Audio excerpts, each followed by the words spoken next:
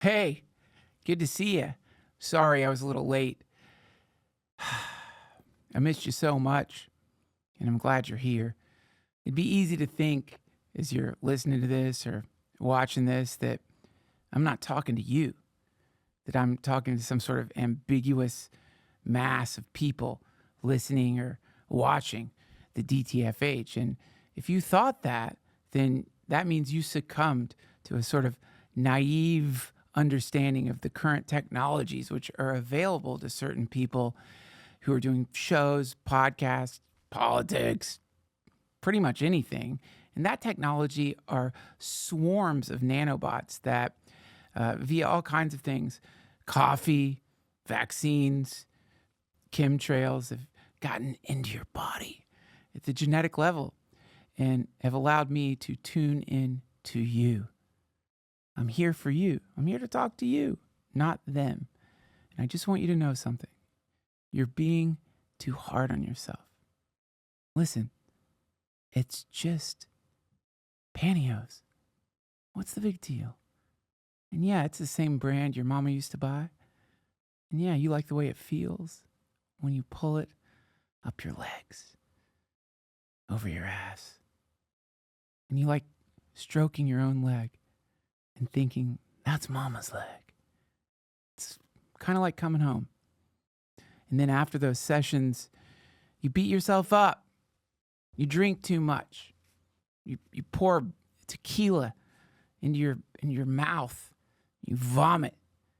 And then you put on the hose again and feel better. And it's a loop you're in. It's a loop, and it's a ridiculous loop. Essentially, you're flogging your back, and then you're applying a kind of pantyhose balm to heal that wound. Wounding, healing, rewounding. I'm giving you permission right now. Wear the hose whenever you want. Stop the flogging. It's not helping you. It's not helping anyone. And your mom is going to be in hell forever, no matter what you do. We have got an incredible episode for you today. And this is just for you. But before we get into that, I would like to invite you, not the rest of you, just you, to come to one of my live shows. I'm going to be in Houston, Texas, July 16th. And then right after that, I'm going to be doing a weekend at the glorious Comedy Mothership, Austin. Come see me July 17th, 18th, and 19th. And then, this is the most important of them all. They're all important, but this one, I don't think I've been to the Milwaukee Improv before. And if I have, I apologize for not remembering. I'm going to be at the Milwaukee Improv in Brookfield, July 23rd, 24th, and 25th. Won't you come see me? And also, check out my newest podcast, The Mystery Boys, on YMH. Get ready to solve mysteries and maybe to create a few mysteries that will haunt you until the end of your days. Holy Lord in heaven, we've got an incredible episode for you today. I'm lucky. Josh is deeply connected. He's in some kind of comic Illuminati, and he knew that Bobby Kelly was going to be in town this weekend doing shows at the Mothership, which, by the way, if you're in Austin, please go see him. He's so fucking funny. You're crazy if you don't go. Are you really going to go see fireworks? Really? How old are you? Do you actually like fireworks? You're going to film the fucking fireworks? Don't go see fireworks. Go see Bobby Kelly at the Mothership on July 4th. You're going to have a much, much better time. You're not going to have to worry about firework malfunction. These are fucking meth heads launching these fucking things. People get incinerated every summer in Austin by errant fireworks. Don't risk your life. Don't risk your family's life. Also, I wouldn't want to be outside on July 4th anyway. I can't tell you how I know that. Go to the Mothership. See Bobby Kelly there. But first, see him here. You already know who he is. You know him from Louie. You know him from Opie and Anthony. You know him from his podcast, YKWD. Did you know he was a pioneer when it came to podcasting? He started in 2010. He was using weird, obscure technologies to do podcasts with Colin Quinn. He also hosts a show with Big J on Sirius called Bonfire. He is a wonderful, deep, spiritual madman, and he's here today. Everybody welcome to the DTFH, Robert Kelly. Okay. That's something you should be grateful for, that you can puke into a cup and that's it. No, I think it shows you how much power we have over our bodies that we don't know. That's a yogi. That's why I fucking love you, dude. I knew you were going to whip something like that out. And you call them Zens, not Zens. I'm going to start calling them Zens. Oh, look at that. Oh, that's crisp. Is this good? Is this good? It is crisp. You good? Yeah, you we're can't good. Can't see my lips, though. You want to fucking get some of the lips in there? I want to see those lips. Some of those lips? Look at those lips. Is this it right? Are we rolling? Are we doing it? Rolling. Oh, you know what's so funny? And I apologize because this happened to me twice now, and I have to stop. I'm from Boston. So when I say we were upstairs, just to context for the listeners. Yeah. We were upstairs in the coffee shop, and the dude was behind me. First of all, I walk in, and two smoking hot chicks with their Labrador. Yep. The thing just jumps on my body. Tex. And she goes, "Oh, I'm sorry." First one, no, you're not. Tex does it all the fucking time. Yes. Okay? Because I know guys with dogs, and the thing, if you don't want the dog to do that, you fuck. But I don't give a shit. Let Tex do what he wants. Yeah. A dog jumps on me, that means I got the energy. Yep. You know what I mean? Yeah. There's something about me with Tex is like, good guy. Yes. I don't give a fuck. But I hate when people apologize for it because Right. it's like, shut your face. Yeah. You know Tex does this, but I don't give a shit. And then we go in and the dude's behind me goes, "Yo, man, your bottom zipper's open." Yeah. And I immediately go, "Yo, man, I'm married." Like, I'm like, this is Austin gay Tex. Yes. Yeah, this is gay. You know what I mean? Like, Yeah. because they have like codes and shit. So I'm like, "Yo, dude," and he's like, "No," and my bag on my thing was the bottom zipper was actually open. Yeah. And I said, "Oh, I thought that was some queer stuff." Yeah. But I say queer and stuff like that, and you were like, "Well, he's queer." So, and I'm sorry, dude. I'm not queer. Oh shit, dude. Yeah, he's not really queer. Do you get facials? Josh is just No. gay. Your skin is. Are you Josh- gay, No, I'm not Josh gay. is gay. You're not gay? I thought Three kids, wife. buddy? You have great skin Thank for you. not being gay. Thank you. Well, I did this the other day. I'm hanging out with two friends of mine that are gay, and I was like, "Fucking." I was telling a story, and I was like, "Fucking queer," and I forget because I'm from queer. Where I'm from, it's not queer. Yeah. I never. You know what I mean? It's like. So I love Jogan had a joke in his last special where he goes, "I've never called anybody gay faggot ever. I only text it to my friends on their birthday." One of the jokes like that to me when they solve a problem. Yes. In very few words, Right. to explain something, Right. And I said that the other day, and I got to call him. I'm like, I didn't mean gay. I meant me. Right. You know what I mean? When I wear my tube socks up too high. You think you actually have? I can't imagine you have friends, Yeah. gay or straight, Yeah. who are actually offended by something you say. Well, because I'm friends. Here's the thing. I think in comedy, people hang out. I've never done this, even in high school. People in comedy hang out in groups. Yeah. Right? Almost like little gangs. Yeah. I hang out with everybody. Like I'm friends with, I like people in that group and that group Yeah. and that group. I don't really. If you're a good person, I'm nice. I don't care about your comedy. Right. I don't care about your political view. I don't give a shit Right. about that. You can do whatever you want. But if you're good to me, if we can talk, Yeah. and you're nice to me, Yeah. and we have, you're good. I'm fine. You're cool. Right. So I have friends that believe in all kinds of crazy left wing shit and fucking Sure. blah blah blah. And we have coffee and we talk about other shit. Right. And then I have friends who are like fucking far right and Yeah. we talk about other shit. I mean, I agree with a lot of the stuff they say, but we talk a lot more. Dude, I love having friends. Like, I'm like a woo-woo hippie dude. Yeah. But I have like brilliant atheist friends Yeah. who I get into theological conversations with, debates, Yeah. and they beat me. They're smarter than me. I lose every Right. time. I like that. I'm not offended or upset. It's like, I don't know, maybe there isn't a God. Maybe everything I've been praying to is wrong, but I'm not going to stop. No, but they're wrong. Listen, the thing is, You're Catholic, right? I'm Catholic. Yeah. I'm more, let's say this, because I pray every day. I pray during the day. I went to, when I go yesterday, my wife took me to Waco, Texas, because of the Magnolia Bakery and the silos. Oh my God, my wife took me to Waco too. What the fuck is that, dude? Because she saw, my wife 10 years ago, whenever it was, saw that TV show with whatever the couple. Same. And then I remember she goes, I want to go there someday. Oh my God. And then 2 months ago, or 3 months, whenever this was booked, she goes, maybe we'll come. Me and Max will come. And I was like, that's weird. All right, because she doesn't come on the road with me that much. I was like, okay. And then yesterday, I'm walking around the silos, and I'm like, oh, all right, this bitch. She had this plan for years. I'm walking around with a fucking muffin and a fucking dumb latte, looking at earth tone fucking hoodies. Yeah. Yeah. So we were walking around there all day yesterday. I mean, dude, it's, first of all, I love it. It's fine. I'll go anywhere and do anything. And then all of a sudden, they actually took an old church that was another place in town, which I love. Yep. That they can move buildings. Yep. They can move houses. Yeah. And I don't get it. Yeah, and they've man. been doing it for a long, it's not like the new technology. Yeah. They used to just lift a house. Yeah. So they picked this church up and moved it to the silo area. Yes. So I'm looking at, and me and my son, who, he prays with me. Yeah. He saw me praying one day in the morning, and he just got down next to me. You know what I mean? Yeah. I love it. Yeah. And we went in the church.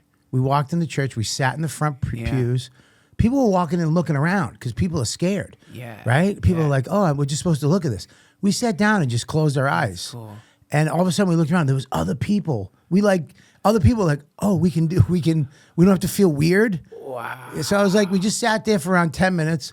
And then I closed eyes and took a breath, and we just went back out to, walk around and look at more fucking muffins. Okay, for people who don't know what he's talking about, first of all, Waco. Waco. God, but Waco. Let's talk about Waco. Yeah. Waco, everybody knows Waco because of the Branch Davidians. Yeah.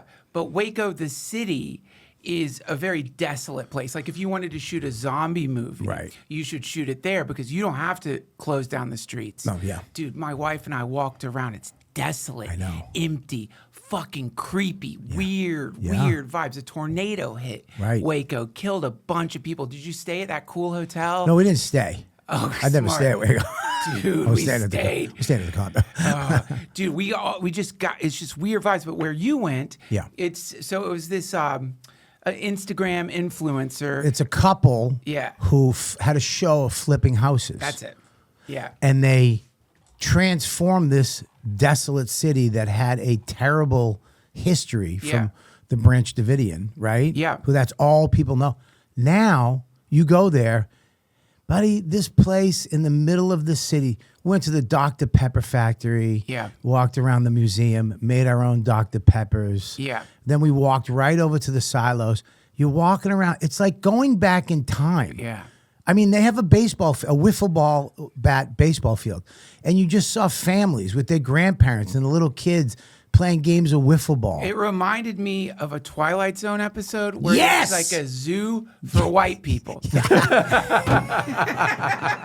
yeah, That's what it felt like. Yeah. Like, That's it, buddy. That's exactly. I'm walking around like, what the fuck? I'm trying not to swear. You know what I mean? so strange. So strange. AstroTurf everywhere. Exactly, dude. It was like Yeah. Black Mirror, or whatever the show. Yeah. Dude, and the best food. Yep. Everything is kind of healthy, but a little fattening. Yeah. It was perfect. Yeah, Waco is a fucking weird city. It's a weird city. It's a weird city, and I mean, I want any city to do good, but I wouldn't say they revitalized it Well, with it was packed. that area. And I spent around $250.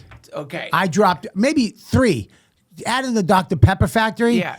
That little area Yeah. is making bank. Oh yeah, yeah, and I think it's cool because they did. It's like that's their hometown. They wanted Yeah. to give back. That's fucking Buddy, cool. I bought cologne in Waco, Texas. They're doing good. Yeah, I bought cowboy black cologne In way, do you understand what I'm saying? Yeah. Yeah. I bought a hat. And Oh yeah, I got Reno 52. Janet Reno is there. Is she- She incinerated those children. That's the other thing. Is like, buddy, I had it's dinner a- with her. you had dinner with Janet fucking Reno. Yeah, I got video of it too. How? How? What? Well, and I don't want to go back into my history because I talk about, but I was a bad kid, juvenile delinquent. Went to jail at 13, Yeah. in and out of jail. Yeah. Went to rehab 15, recovered from booze and alcohol. And when I got out of rehab, I wound up working for one of the juvenile halls. It was a place called NFI Shelter Care. His name was this guy Yitzhak, Dr. Yitzhak, I believe. I hope I'm not getting it wrong.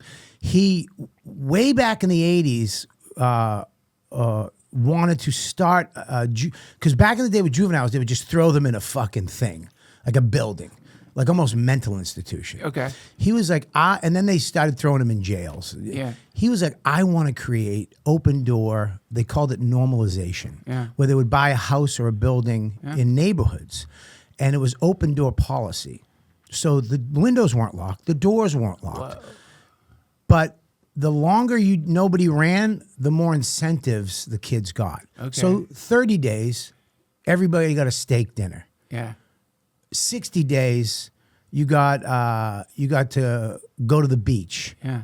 90 days, you got lobster. Wow. So they would incentive. So you would take the kids that were there longer, and they would incentivize the other kids. You gave responsibility, Yeah, right, to kids. And all of a sudden, we'd be at the beach.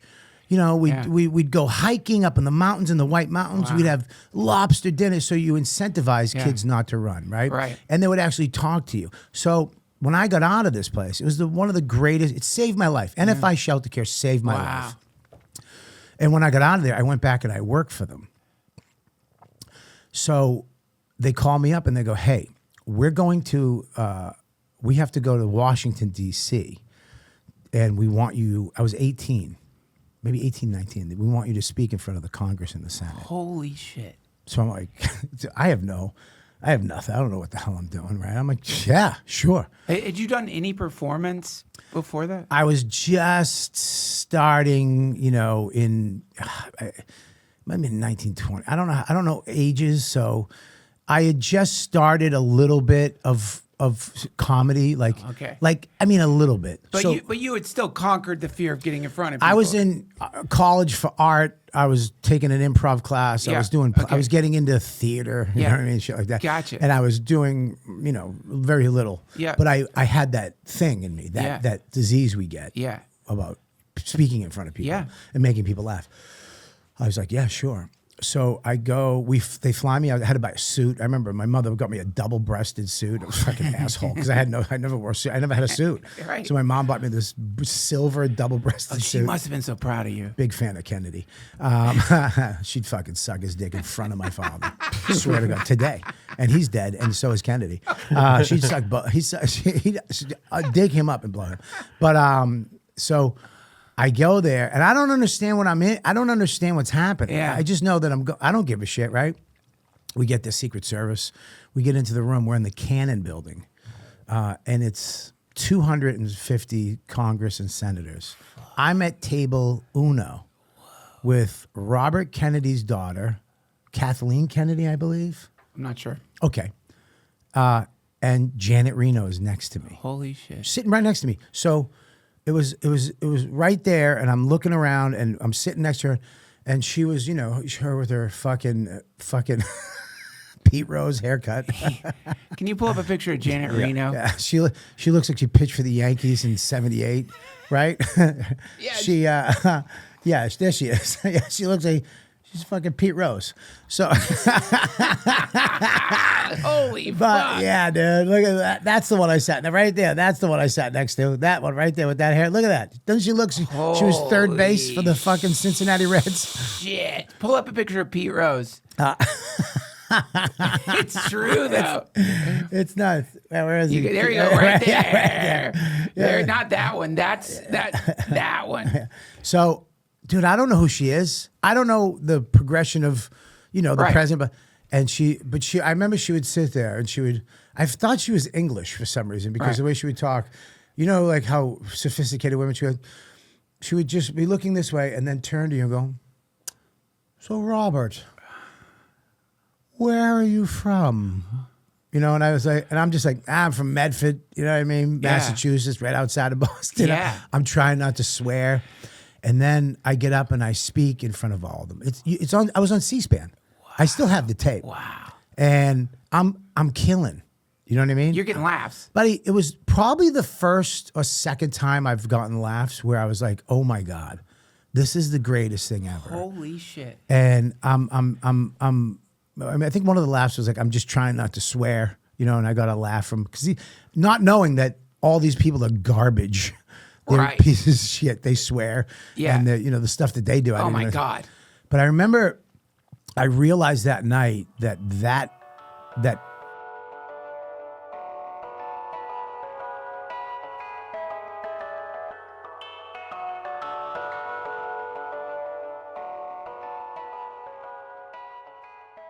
This episode has been brought to you by Cash App. Summer is here, and as you know, this is the summer of scams.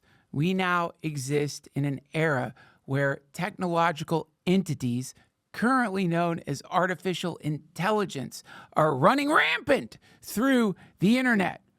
Rampant. Essentially, techno necromancers are summoning scam demons and sending them out into the darkness just to gather credit card numbers, to steal money, to just drain your accounts of all that sweet, sweet green. This is why you should think about the Cash App card, essentially a metaphysical sigil of protection to ward off not just the artificial intelligence that's trying to break into your freaking accounts, but actual human beings, the scum of the earth. They're out there. I've fallen for so many scams. Maybe that's why I'm so passionate about it. Also, I'm an idiot. So there have been times when I've sent money to somebody and it was the exact name, but a common name. So you end up sending hundreds of dollars to somebody who just set up an account because they know that happens sometimes, and they will not send your money back. Keeping your money safe from fraud deserves to be a priority, and Cash App treats it that way. With Security Lock, Cash App requires a successful Face ID or biometric authentication to access your account. It's like your money is protected by your own personal bodyguard, even if your phone is lost or stolen. Plus, if you're about to send money to someone new and Cash App notices something looks a bit off or that you might be falling for a scam, it will send you a warning before the money is sent to confirm that everything looks right. Turn on Security Lock in your Cash App settings today and pay attention to scam warnings to keep your money safe from fraud. So give Cash App a shot. New Cash App customers can earn $10 if they use code SECURE10 in their profile at sign up and send $5 to a friend within 14 days. Terms apply. Cash App is a financial service platform, not a bank. Banking services provided by Cash App's bank partners. Visit cash.app/legal/podcast for full disclosures. Thank you, Cash App.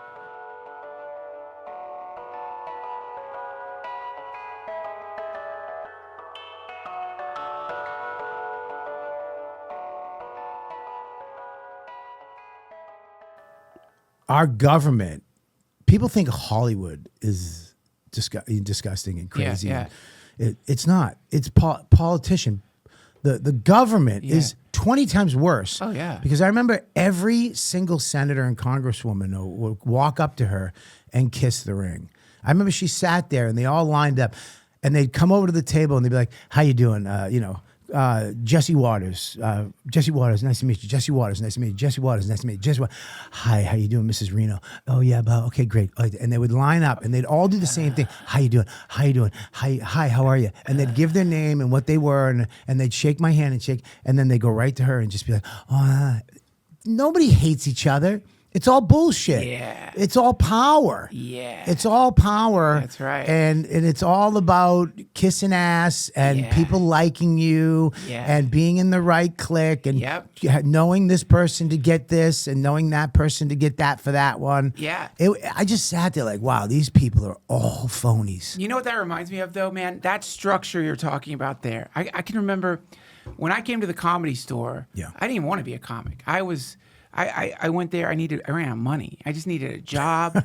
Got a job, and I think Mitzi hired me because I'd come out of college and I didn't want to be a comic, and she just thought that was interesting and weird. Yeah. So I ended up becoming the talent coordinator of the Comedy Store, and I got to be around Mitzi, and I witnessed comics Yeah. bowing to her, like Yeah. for real. Yeah. Like was it ass kissing? I mean, yeah, but it was more than that. It was Yeah. this deep reverence, you know. But I saw that weird pyramid shaped, culty power structure. I'd never seen that before. That's what it reminds me of. I'm sure you see that at the Cellar. It's in of course, but it's funny that you have no control over it, which is weird. People it's like people bitch about like I'm trying to get in here, and then they hate the person who runs because they didn't get into the club or they can't Right. get into the club. But if they do get into the club, then they love the person, Right. Right.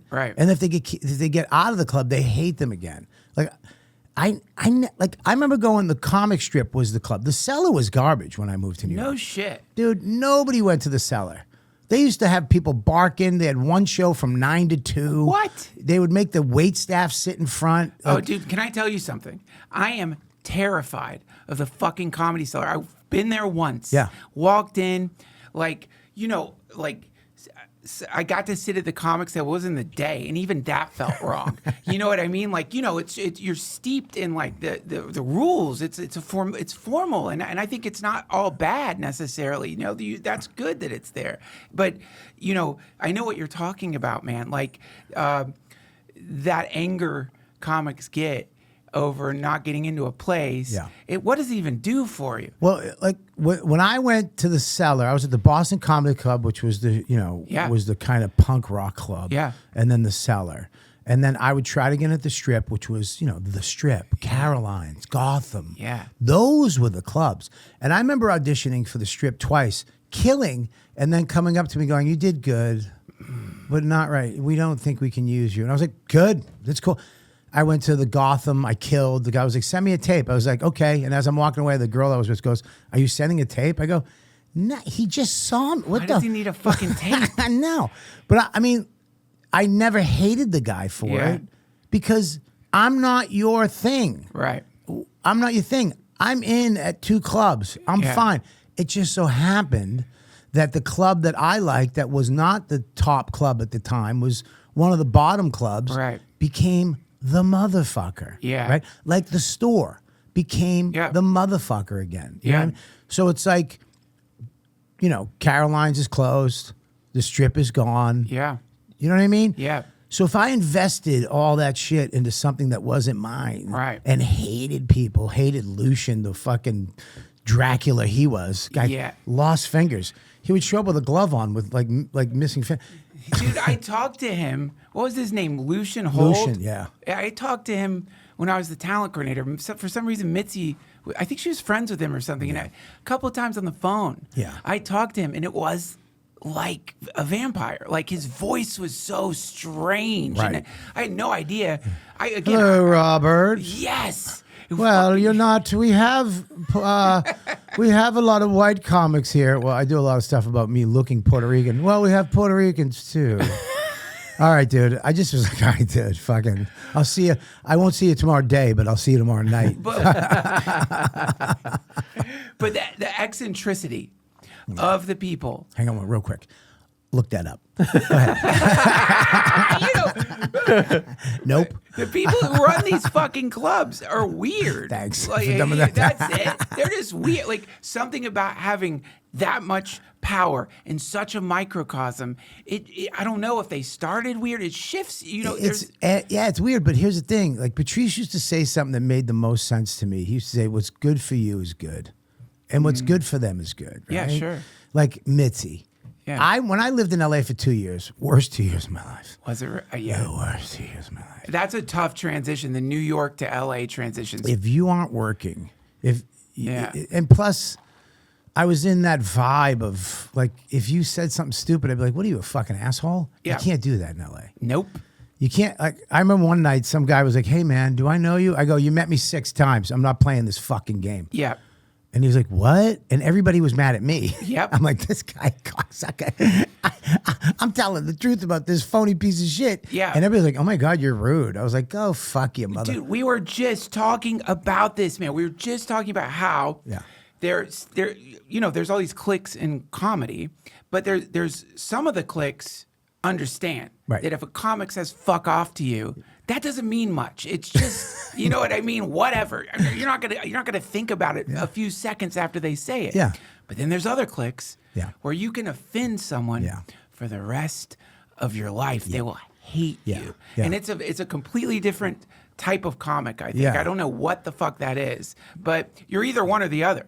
And it's LA at the time. Now I can go there, but at the time, like I was working the clubs, the Improv, the Laugh Factory, and, but I remember going to the Comedy Store and being like, this reminded me of New York, the hang, the darkness of it. Yeah. You know, I love a comedy club that has a strip club vibe. Yeah. Like if you walk in at night, you're like, this is fucking magic. And if you came in during the day, you'd be like, this is a shithole. Oh, dude. You know what I mean? That's what I love about it. A rat died in the wall, Duncan. We're gonna get it out. I wish I every met her. summer, every summer, a rat or more than one would die in the fucking wall and rot. In the original room, the smell, just a light, subtle smell of like a filthy vagina would fill up the room, and there was nothing you could do. But it was a filthy vagina. It was Sam Kinison and Pryor killed a hooker. Yeah, people were murdered there too because it was run by the mob. It was Ciro. So Dude, I was at the Cellar one night. Dude, it was like I always had to do the last spot, like a fucking 2 something. You know, we'd always go late. And I remember I'm on stage, there's like fucking 12 people there. And I remember some type of black, brownish tar dripped out of the ceiling onto my head. I remember looking at the lady in the front row went, ugh. And I went, what the fuck? That's the type of club I like. Me too. You know? That's what you want, man. You want ectoplasm, fucking paranormal gloop dripping down on you. That's what I like too, man. That's the vibe I got from the Cellar. Dude, I wanted to ask you, because you're Catholic, my wife's Catholic. Yeah. So, and I go to Mass. I love it. I actually like going to Mass. Sure. My kids are baptized. They're all Catholics. But what are your thoughts on this drama happening in the Catholic Church right now? You know about this? No, I mean, The there's schism? You know about this? What's No, happening? No, this is why. First of all, this is why when you asked me to do this, I was hoping that you bring up a word like schism. I just learned it. I just learned it. Love you, dude. I thank you. I love you. But dude, pull up What is it? Catholic schism. So for the first time in a long time, the Pope fucking excommunicated a bunch of people because it's basically. So yeah, pull up the news. Society of Saint Pius X. Clergy excommunicated. So the Saint Pius X, basically, like, you know, Vatican II, they sort of made the Mass more formal, right? Yeah, it went from Latin to, you know more than I do. I don't, but I don't go to church as much anymore. I pray every day. Yeah. And I do a lot of meditation, manifestation. Yeah. And I pray every day to God. But I'm actually talking to my son right now about starting to go back to church on Sundays. I think we're going to start this summer up in New Hampshire. Yeah. So I don't know a lot. So you tell me what's going on. I'm just learning all this stuff Right. now. A lot of the stuff I learn about Catholicism is from offending my wife.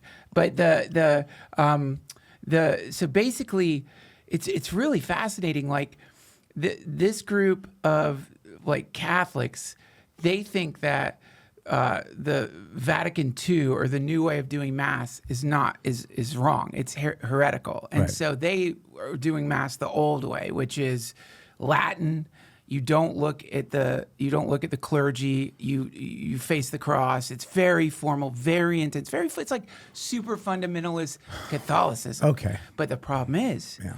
you need bishops, right? Yeah. And because there's this already like tension between the new way and the old way, I guess the Catholic Church was not giving them new bishops, meaning that like, you need bishops to run the show, Yeah. right? And so they fucking created their own bishops, and so you can't do that. It's can't called do a that. schism.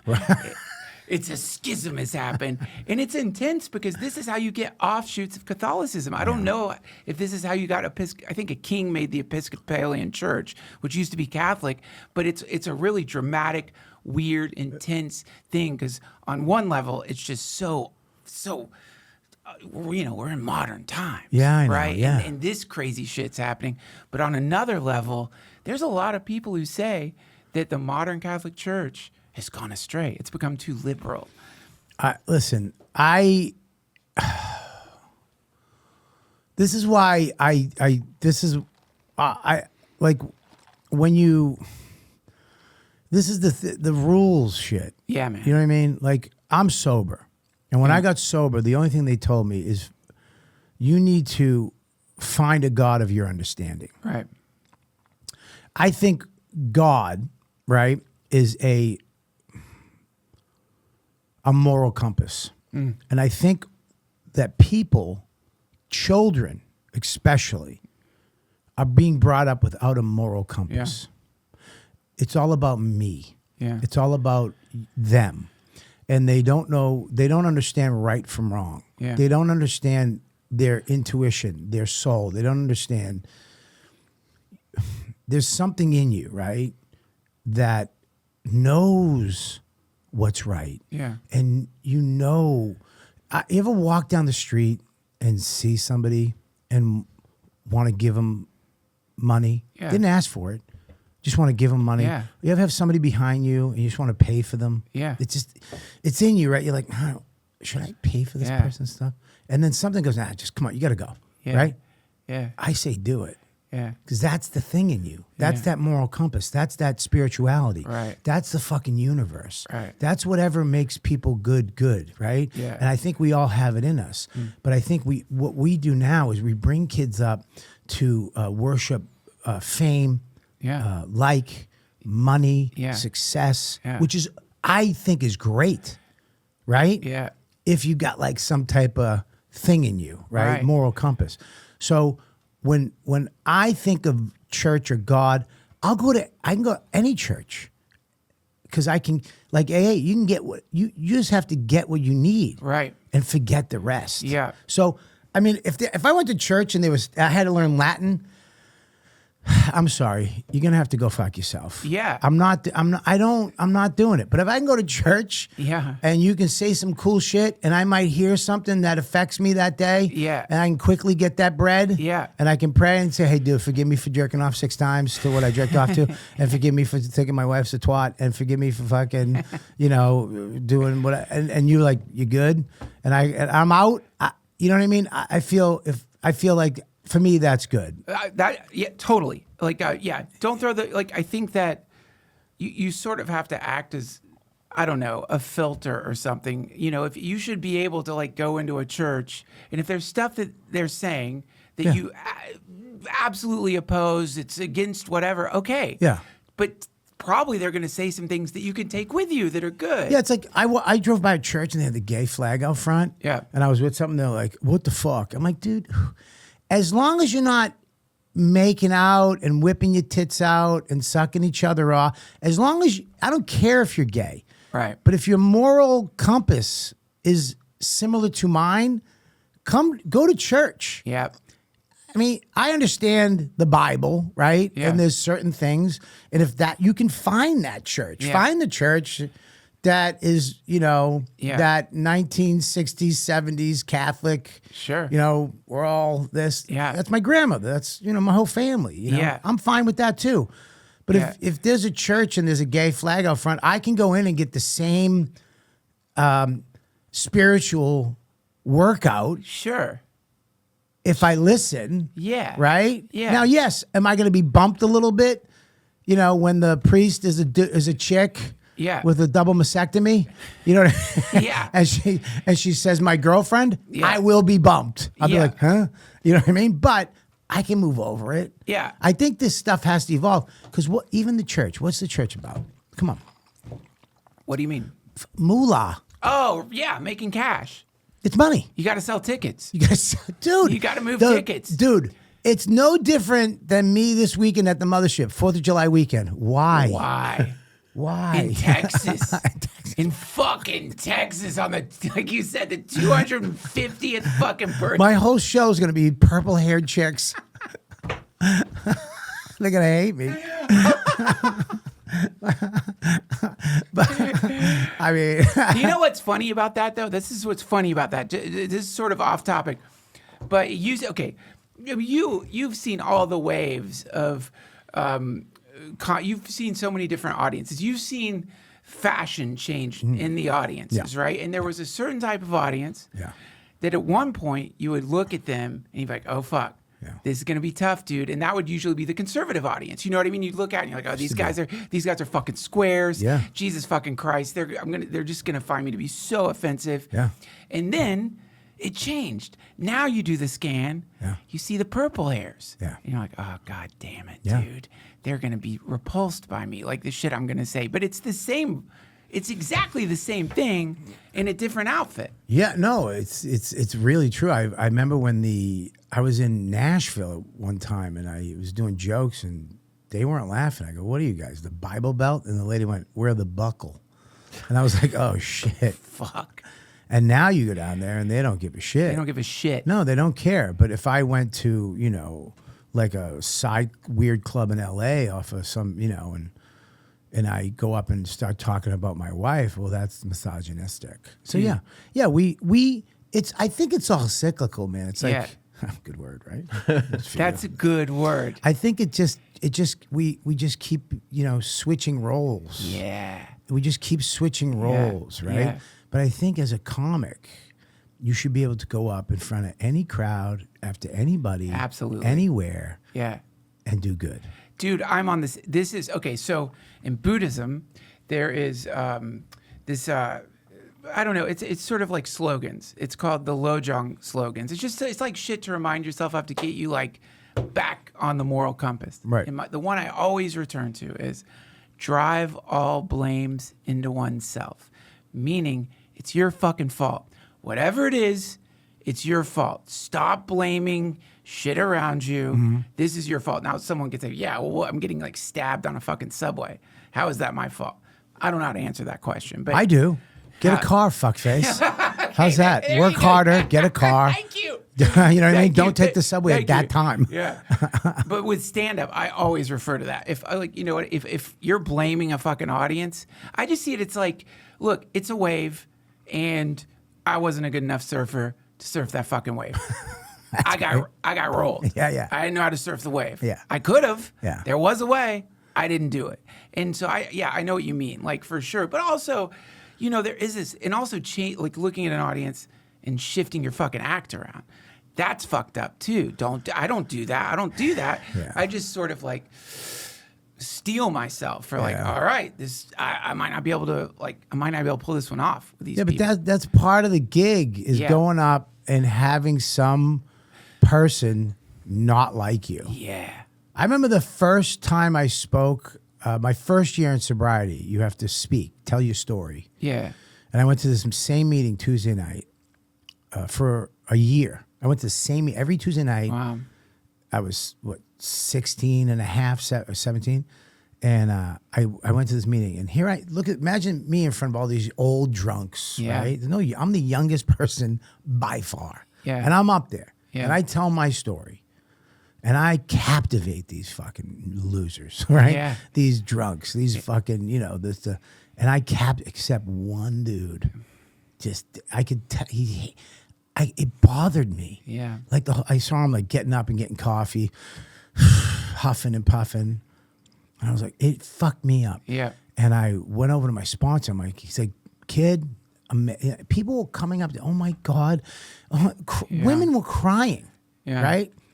And then my sponsor was like, "Kid, that was great, kid." He goes, "Yeah." I go, that fucking one guy was fucking huffing and puffing, and he didn't even say anything to me." Yeah. And he goes, "Yeah, dude, that's human nature. Not everybody likes you, Right. but that's comedy too. Yeah. We could be in front of a whole crowd of people, Yeah. and everybody's dying, Yeah. and that one dumb face, Always in the front row. it's just you're up there, and it's like, fuck, what do I gotta do for you? You know what I mean? I need everyone to like me. Well, why do they sit in the front? Well, you know what I'm talking. I have noticed that being that you're talking about. Yeah. I've run through my head with whatever that fucking thing is. Yeah. And I've thought, are they vampires? Are they literal vampires that come to fucking comedy shows, sit in the front, and expressionless? No. It's just human nature Right. that a Right. room full of people, Yeah. 100% of them aren't gonna like you. Even if you sold every ticket in there, Yeah. some fucking dildo brought his dumb, goofy wife, Yeah. and she's just like, you know what I mean? I want to think this. I don't like that song. It's human, it's Yeah. just, it's art, man. I hate saying that. Can you cut that? But what we're doing is creating, it right? is art. I know, but I do hate it. too. But it's like, it's just gonna happen. But what you can do, what I do, I love doing this. When I see, I'll just be blah blah blah blah blah. He hates my guts, and I just move. I let him know that I know, you fucking piece of shit. I know you don't like me, but I don't give a fuck. I'm gonna fucking acknowledge your dumb face, and then I swear to God, every once in a while he'll go, you know what I mean? Right. As a comic, you won. You won. But it's not going to always work, right? And, I just worked Long Island. I was in Long Island, which is a fucking another animal of human being. Love them to death. Yeah. Some of the best comedy fans in the world. But bro, two fucking smoking hot, middle-aged Italian smoking hot. Yeah. And they loved me and hated me the whole show. They would be like, no, that's not true. And then they walked out on my last joke, walked out because I said something about 50-year-old vaginas, talking about my wife's fucking dried up 50-year-old vagina. And I go, you leaving? She goes, yeah. And then I was like, that's not true about you got offended or whatever. And I was just like, and then she gave me the finger. That's the woman comeback. Yeah. Fucking ugh. Oh no. Oh. Fuck off. And I was just like, good, go fuck yourself. Yeah.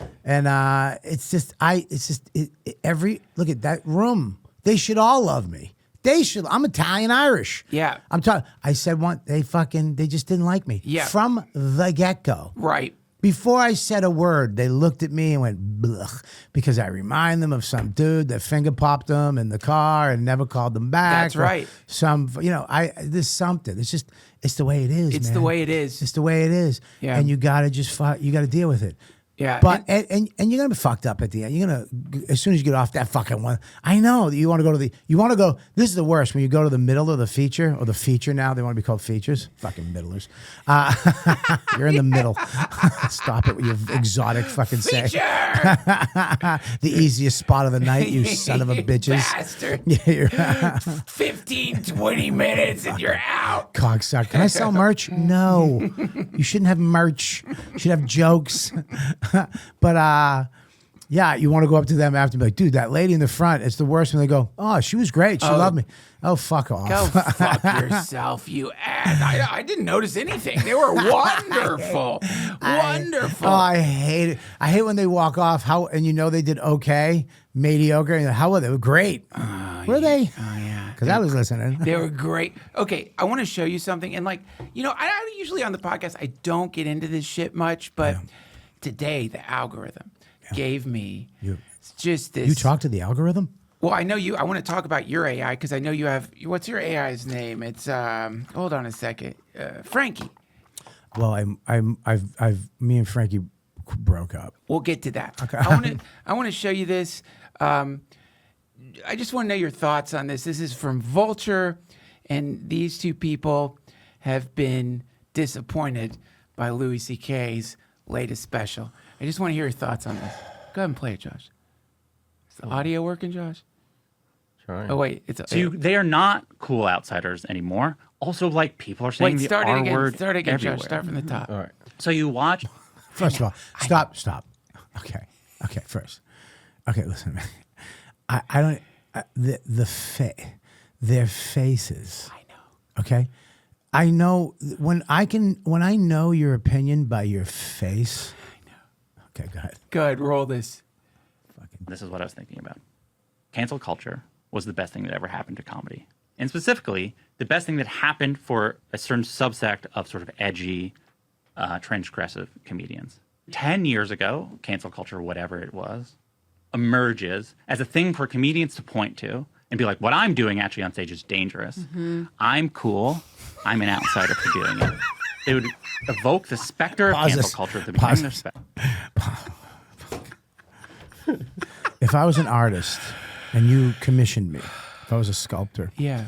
and you said, or a painter, and you said, I want you to sculpt me a face that has never laughed or known funny.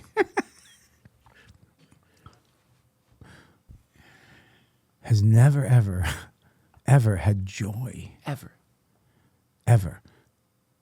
I would sculpt her face. Dude. I would have that face, and I'd present it to you, and that face would be the face. And I'd take off the thing, I'd take it off, and you'd be like, perfect. A masterpiece. Masterpiece. In misery. Yes. Keep playing this, Josh. Can you start? To sort of like bring comedic tension and energy to what otherwise would be kind of lazy joke writing, where you're like, don't have a punchline, you can say a slur, and then the audience will still make a noise anyway. But now, and this is a good example of it, they are on Netflix. They are doing brand deals. They're doing Super Bowl commercials. So they are not cool outsiders anymore. Also, like, people are saying the R word everywhere. So you watch parts of this special, and you watch all of Tony. She's going to ruin my show. I'm sorry. And it just like does not really have comedic tension or energy, and it is just so boring. Yeah. And the feeling of watching To Louis C.K., who is a talented person do it, is he seems Okay, that's good. That's boring. good. To you. Yeah. Yeah. You don't think this conversation is boring to me? Right. Listen, man, these people, but this is it. Yeah. This is good. Yeah, you guys don't get it. Yeah. That you're making people, you're driving people over. Yeah. This is the point. Yeah. You can do this shit. Go ahead, do it. Yeah. You're going to drive the majority of people. Now, look, whatever your world is, man, or whatever. I don't know what the fuck, what was that? That was a girl. Yeah. Okay.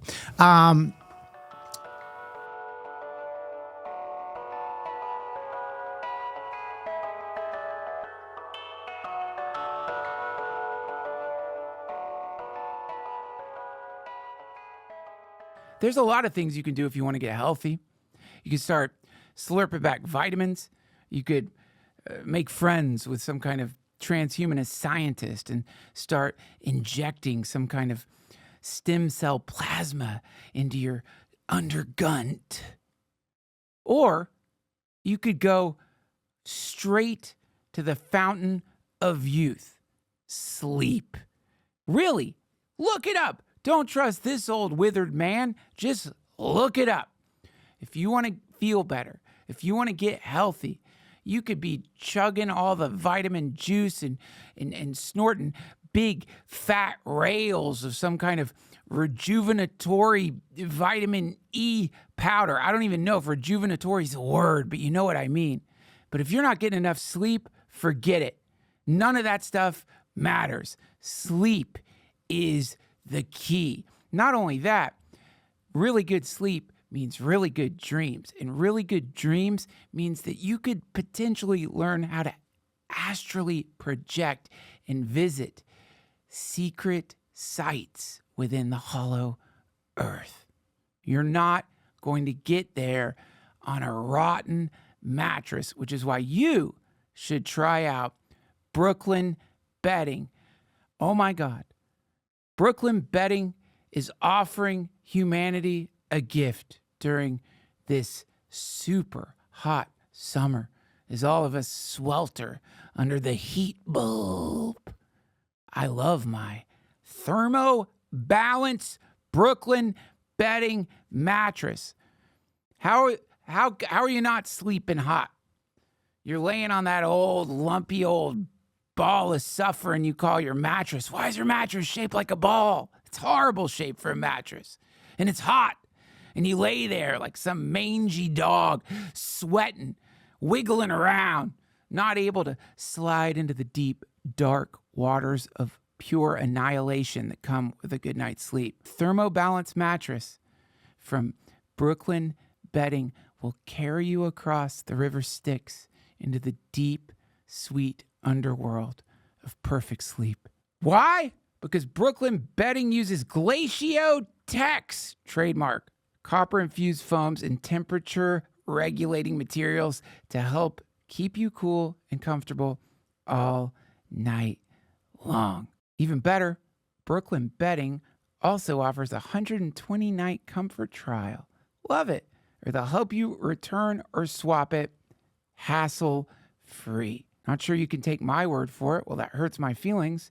But Brooklyn Bedding has been awarded the best mattress by CNET and best hybrid mattress by Wirecutter.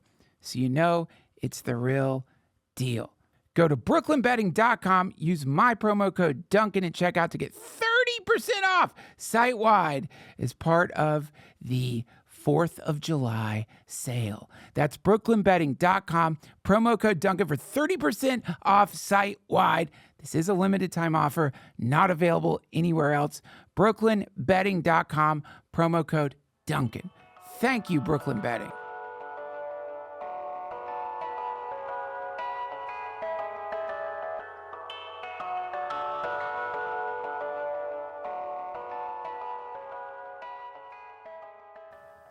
Yeah, dude, you're fucking to you. Yeah.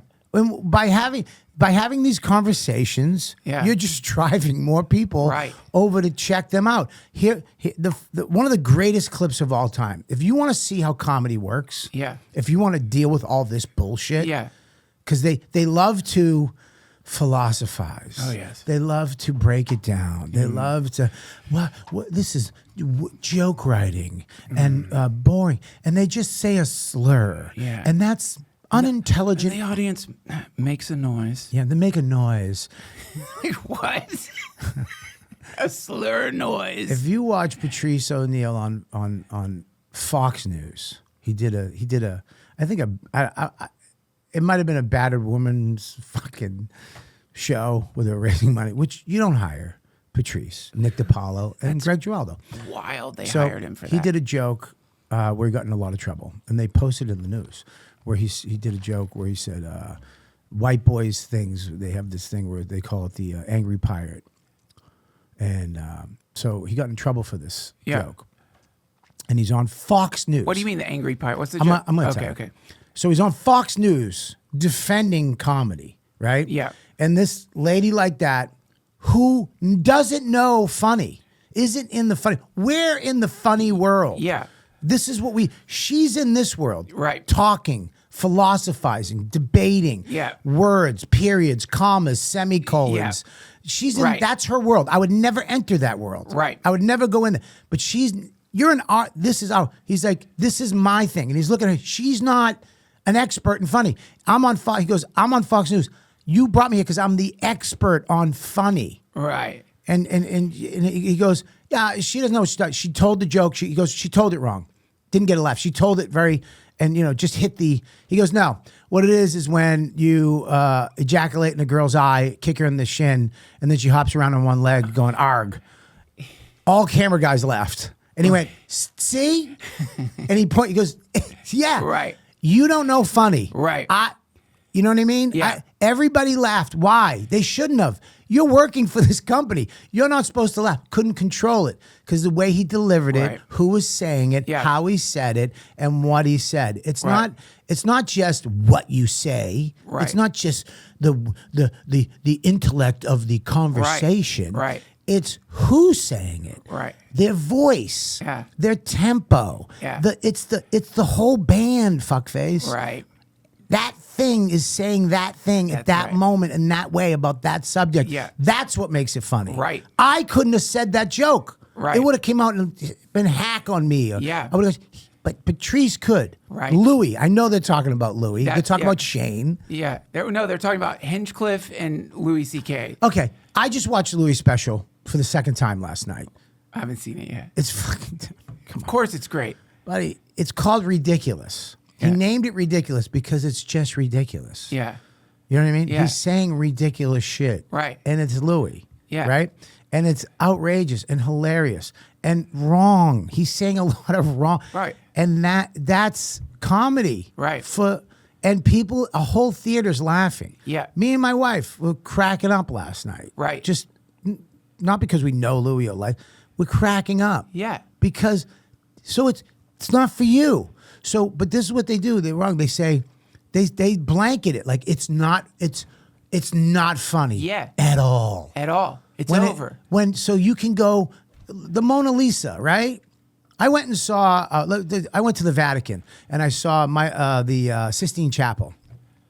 I looked up. It was cool. There's another wall that you don't see, right? Yeah. That he did. It's like not the ceiling. It's Yeah. the wall. That blew me the fuck away. I was like, I was like, that's great. That's cool. What's that? Did he do that? He's like, oh, he did that. I was like, Right. You understand? Right. It hits everybody differently. Right. Do I say the 16 Chapel sucks? Right. No. Exactly. You're not like, oh, what a fucking hack. Look at this. What was he trying to do? Look Yeah. at this. Yeah. This isn't edgy anymore. Yeah. And, to me, the other thing that seems to get missed in this style of critiquing comedy is you're not just critiquing the comic. Yeah. You're implicitly making a judgment Yeah. on all the audiences That's that love that comic. And in that way, you're basically saying, this world that I'm in, Yeah. it's the wrong world for me. These people, they don't feel like they belong here. That's the assessment that, like, you're pissed. Like, look, maybe Tony Hinchcliffe's comedy isn't for you. Right. Maybe Louis C.K.'s comedy isn't for you. Right. Those guys are selling out theaters, Right. arenas. Right. So in your judgment and critique of them, you're also essentially judging the whole human species as having gone astray. Yeah. Almost like we need to put people in camps, educate them Oh, yeah. on what's funny so that they stop laughing at things we think you shouldn't laugh at. It's really fucked up if you look at it from that perspective. I think it's great. I think they should do more of these because it's just someone's gonna go, who? Shane Gillis? Let me go check. And they're gonna go, you're just driving more Right. because the majority of us have if it's funny, it gets you. Yeah. If it's not funny, it doesn't get you. That's it. It has nothing to do with these two twats. No. Who have literally uniforms. You know what I mean? Right. You know what I The mean? glasses. It's just like, come on, guys. You And know, they're getting destroyed. If in the comments, everybody's just like, "What the fuck?" are again, you but talking they about?" want that. It's rage bait. They want. This is what sucks. You know what I started doing, and this is going to blow you away. And it's going to sound this is going to sound the dumbest thing in the world. Can't wait. I started reading. What the fuck?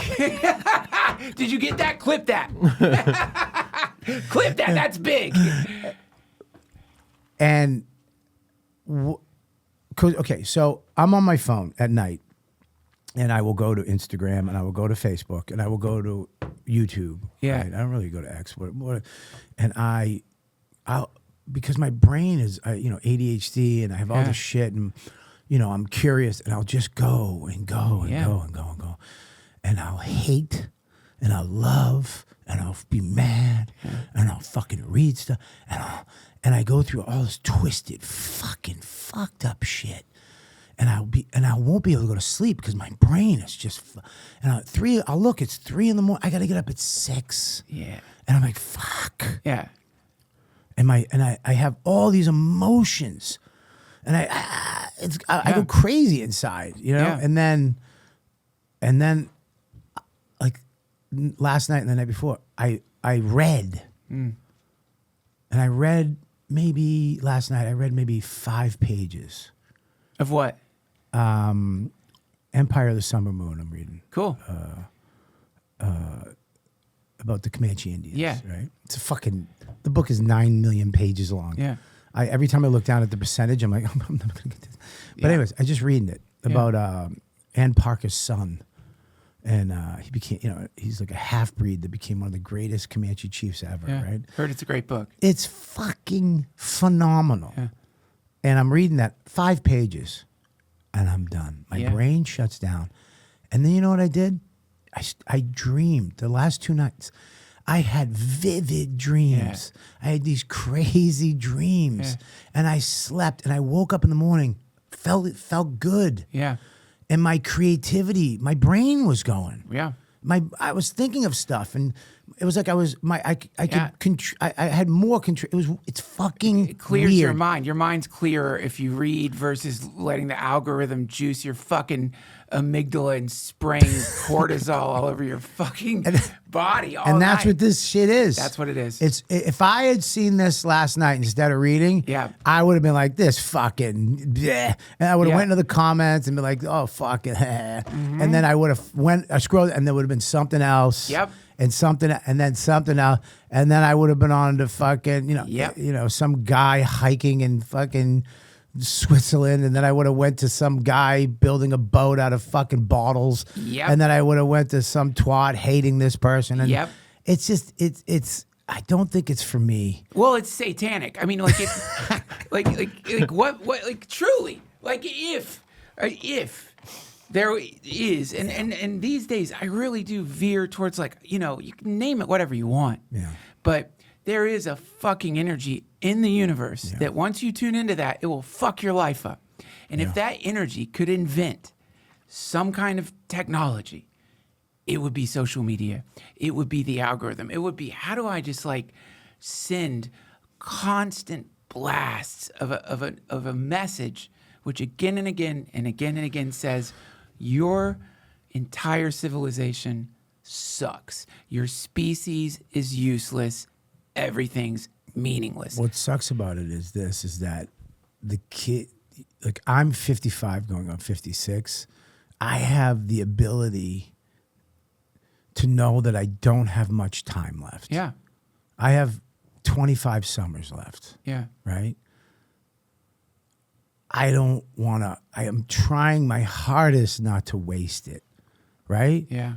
And it sucks for kids because they will not have that perspective until you don't have the time. Right. You just don't have the time anymore. Right. So it's like I have a son, I have a wife, I have a family. I have a very small amount of time left in life.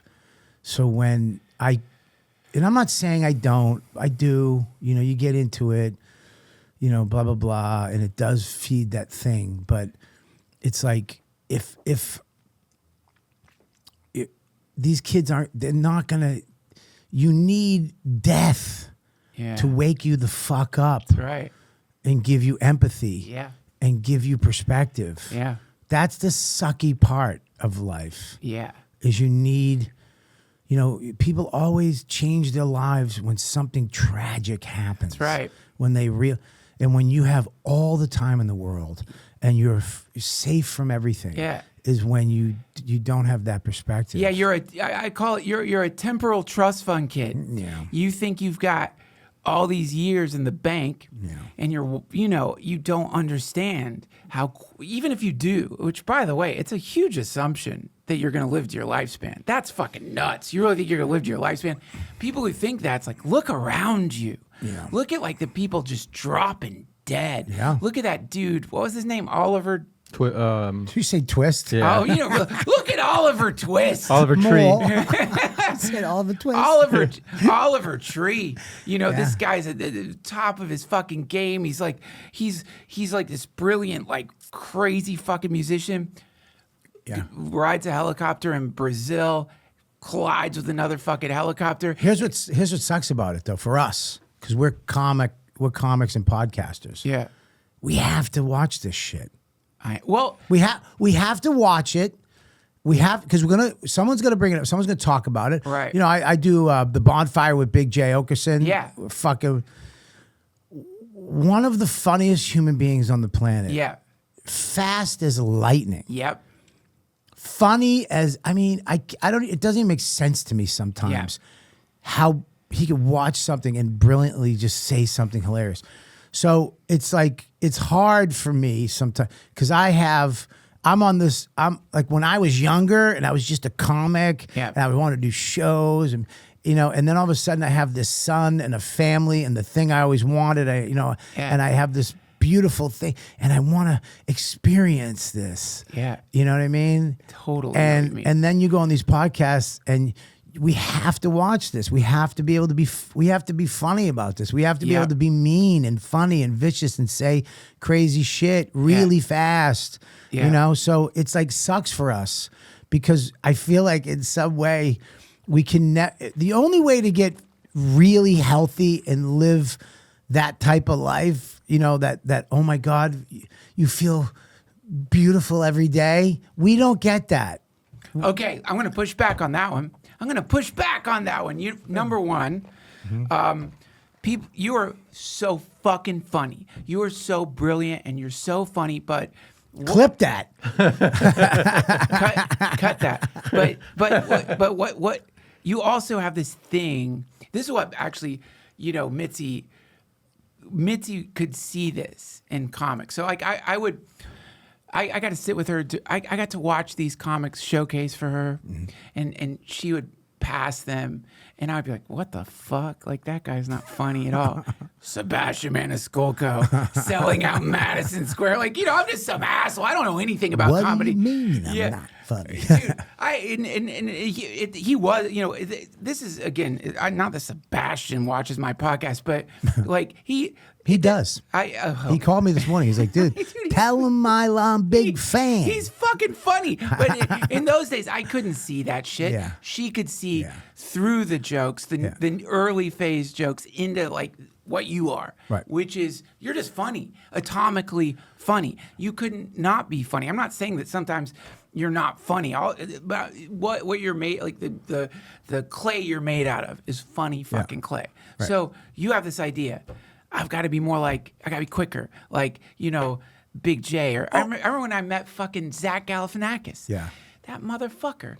Everything he said was the funniest thing. Yeah. And I remember like thinking, oh, well, I don't, it's not fair. I don't have that brain. Well, I don't, but here's the thing though. For me to, you can't be. I could never be like Louie or Patrice or Norton. Or you. Yeah, I don't have a problem with it at all. I know because what I have too that other people. I have vulnerability. Yeah. I can expose myself, and in a way that people can make fun of, and I'm okay with that. Yeah. So everybody has their own little things that they do. You know what I mean? I can. I'm fast. I can say something, but I look at guys like that, and like he can. Like I love that he can watch. He can go into Reddit and read stuff, and it doesn't affect him.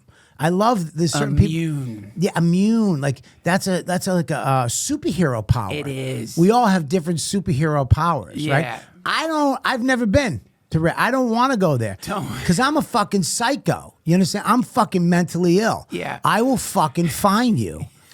I will go and find you. I've had visions of being a vigilante. You know what I mean? Where other comics hire me And I have the outfit. I know the outfit too. It's a black hoodie, but there's a piece that comes up over my face, and I wear certain glasses that I can see through. I fucking and love I it. show up, and I'm like, "Hey, are you dick shit 9724 on X? Yeah. yeah, Yeah. And Yeah. then I just carve Yeah. like fucking a Sufi on their forehead. Yeah. And you know what I mean? Yeah. And I just don't ever fucking talk about Dane Cook again. Yeah. You know? Yeah. But Yeah. I don't know, man. It's I'm saying that it sucks that in a way, like you talking about spirituality, you're Yeah. talking about being healthy, moral compass, but comics, we have to ride the line. I I should got say. you. No, We have to ride that line. No, the reason, the pushback that I wanted to make was that number one, I have 4 kids. Yeah.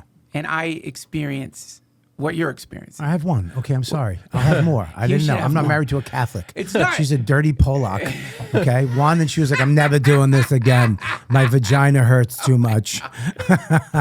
I'm saying when you're when you have kids, Yeah. you experience a kind of primordial reality, which is the most beautiful thing there is. There's nothing like it. There's nothing like it, and there can't be anything like it. And you just want to bask in that. You want to be in that. You want to you want to live in this kind of Garden of Eden utopia with your family. Not that it's all good. It's chaos, but you just want to be there. You have to go on the road as a comic. We're doing podcasts. You started your podcast in 2010. Yeah. You're one of the pioneers of this shit. I am. And so One of the least successful, by the way. I I have a Ford Ranger. It's nice. I shop at Costco. But I do too. But you do experience something that, as cliche as it is to say, money can't buy this. There's nothing on earth that you would do anything for these people, and it's the most beautiful thing. And then you've got to go and do what we do. Right. And so you do sort of experience this. Obviously, you enter into a completely different realm. It's a completely different realm, Right. and it feels sometimes antithetical to that experience. And so some guilt starts emerging, or a sense of like, what the fuck? Or you start feeling ripped in half. Yeah. By this, I know, dude. I know. You feel ripped in half. Yeah. And again, first of all, I think funny always wins, right? Always has to win. Always. Always has to win.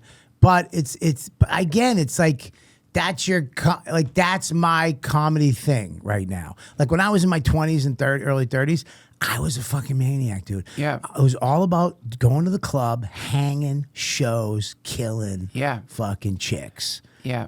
Busting balls. Yeah. For years. Yeah. And then you get married, right?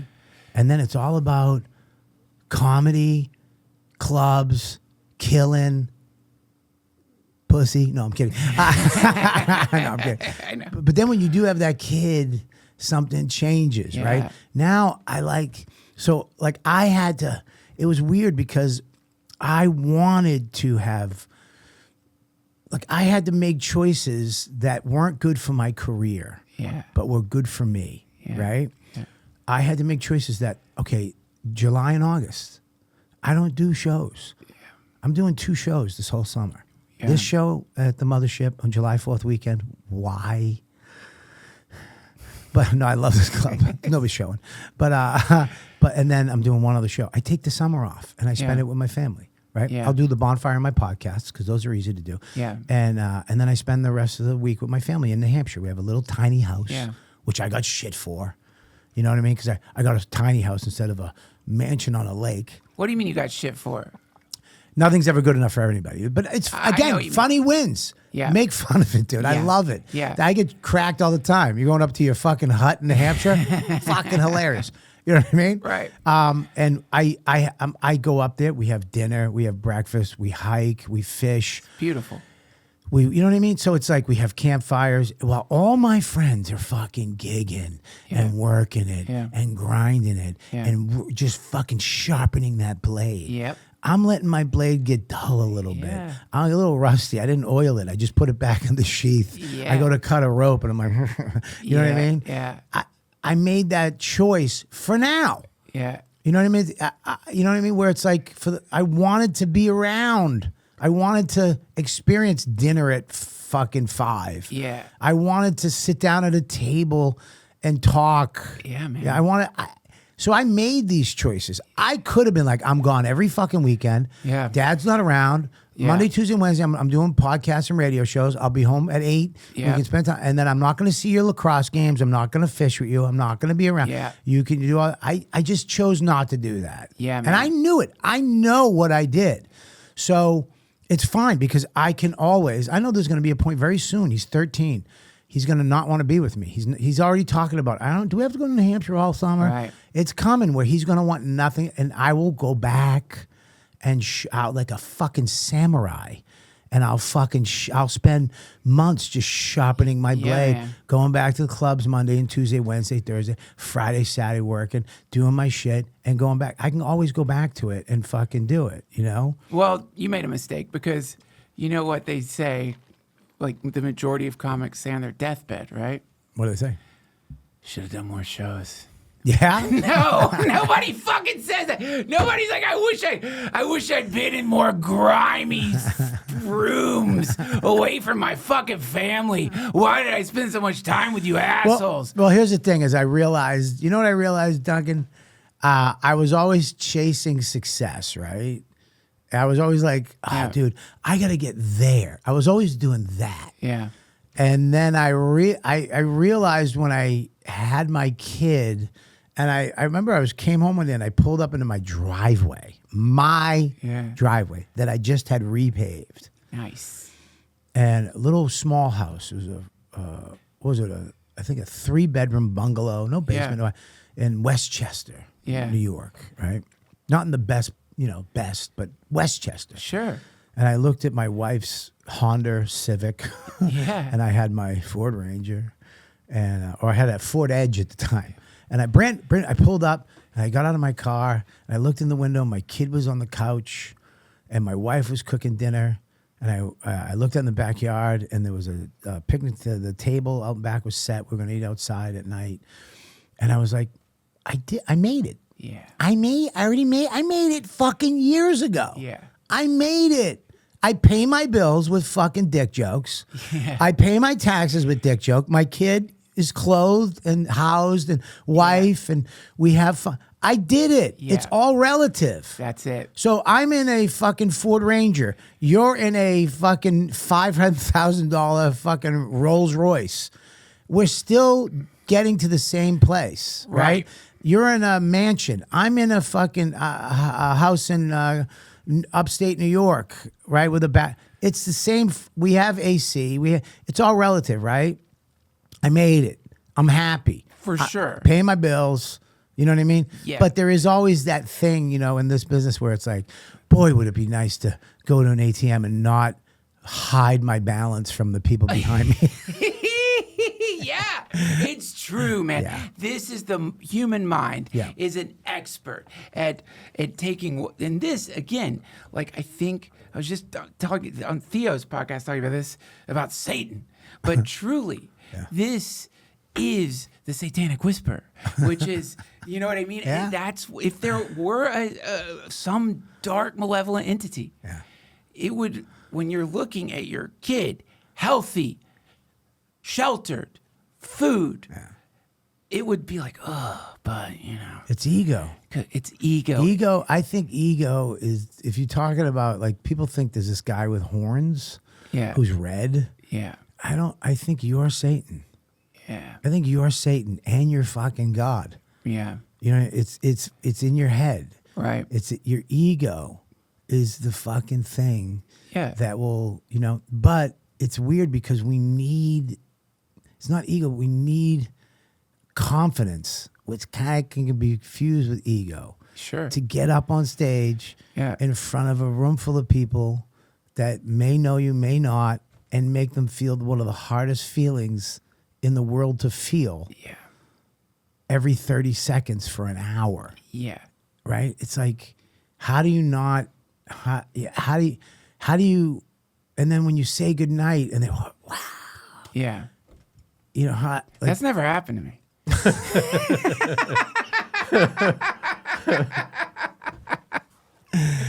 That'd be amazing. And then you got to deal with these twats telling you you're hack, you're boring, you're bad. know. So you're dealing with all these things in your head. Is that hack? Is that fucking? Yeah. I did that joke again. Fucking who get fuck? Listen to me. You know, people that I love, the people that don't give a fuck. Me too. I love that. I love people that don't give a fuck. I wish I get spurts of it, like, Yeah. but I love people who like fucking give a fuck. It's amazing. Because I know we all do. Yeah. We all do, right? Yeah. Even the fucking motherfuckers that I don't give a shit, they do. Oh, quite often they give a shit the most. Oh yeah, I love when people are like, I don't look at this, and then you all of a sudden they're like, hey, did what's his name say something? How'd you know? Because you don't look at that. You don't look at that. You're oblivious to that stuff. Yeah, it's it's the I think the ego is it's like all the books I've read, it's like that ego thing is the Satan. That's the real devil. That your own ego can fuck you up and make you. It will make you cheat. It will make you lie. It will make you fucking hurt people. It will make you say fucked up things. It's embarrassing. It's embarrassing, and that what is it that I hate? Not the alcohol or drug hangover, the emotional hangover. What do you mean? When you wake up the next day and you're like, fuck.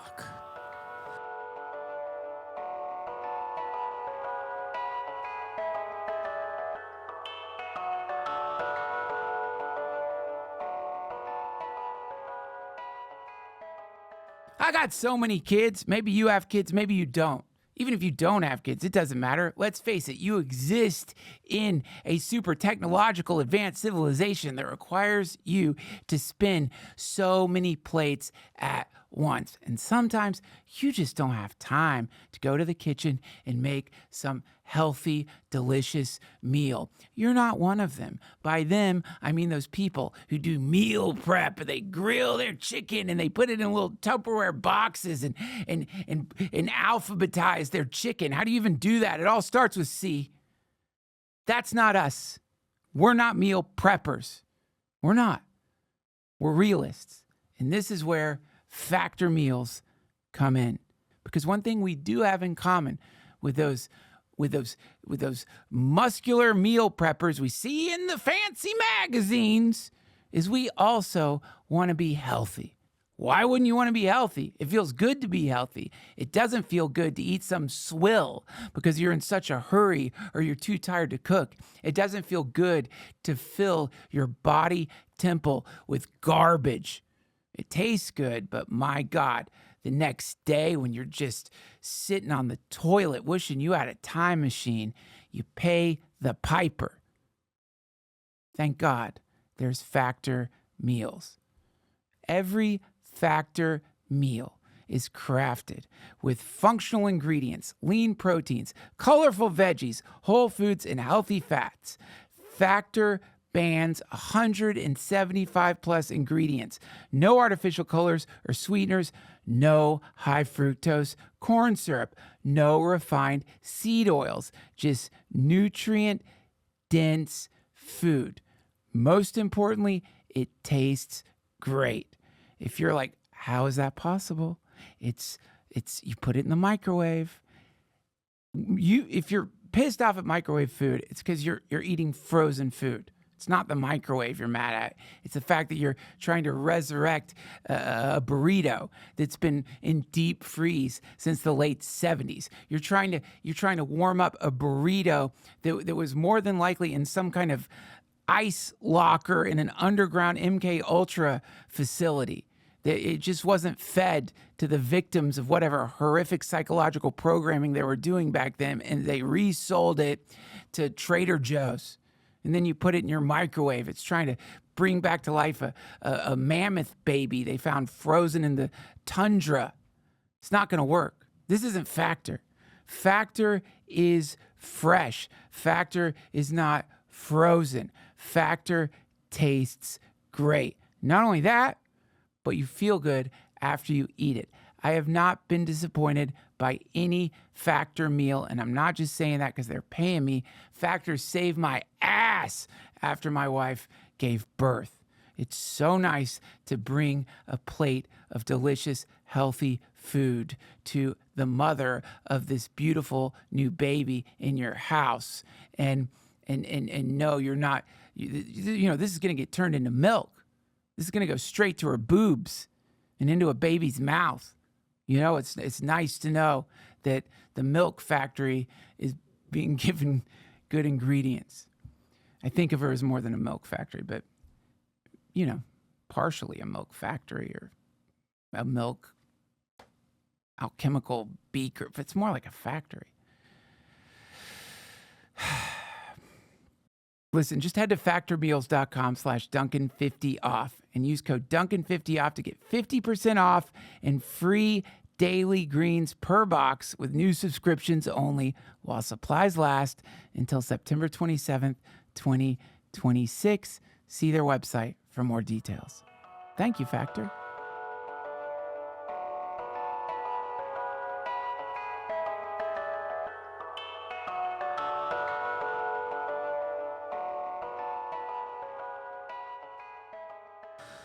Fuck, I said that.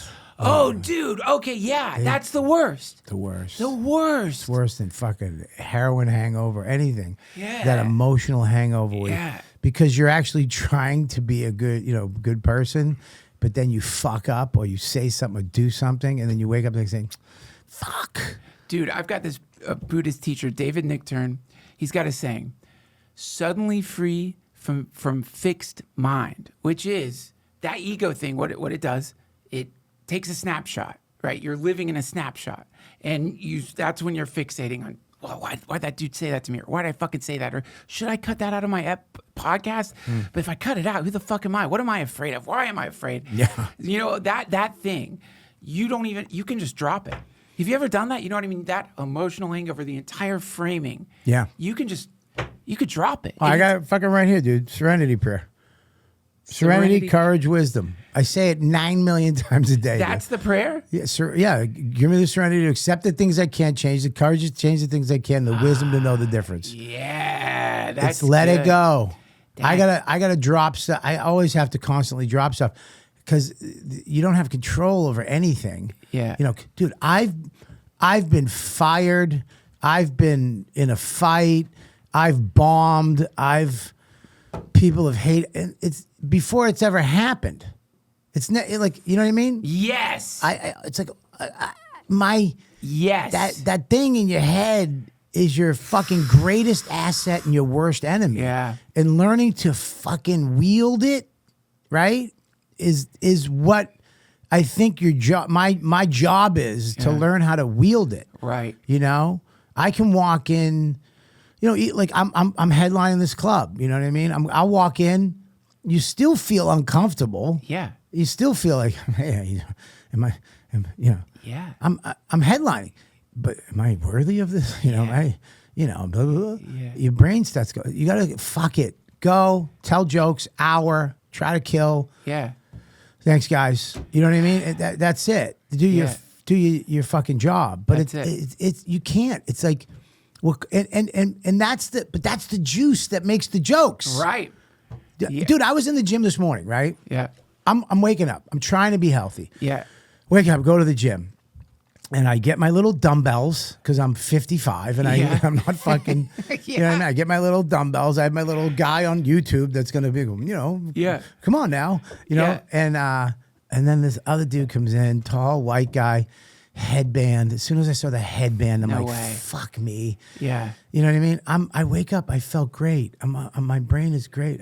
I said I'm focused. I'm down. Yeah. Nobody's in all this. So this guy comes in, he's pacing, and he's, you know, I know I have the 20-pound dumbbells and the 30. I have them in front, and I know. Yeah. This is his gym. Yeah. I'm in his area. Yep. I took his little fucking bench. Yep. And he's coming down to do his thing. Yeah. And he's going over, and he's touching the dumbbells like he's somehow cycling. You know, which one? And he's looking at my dumbbells. Oh, those are the ones. Wait, which one? Yeah. And then he's looking at me, and he's going on the treadmill for like 2 minutes, and he's coming back, and he's doing his little thing. And Yeah.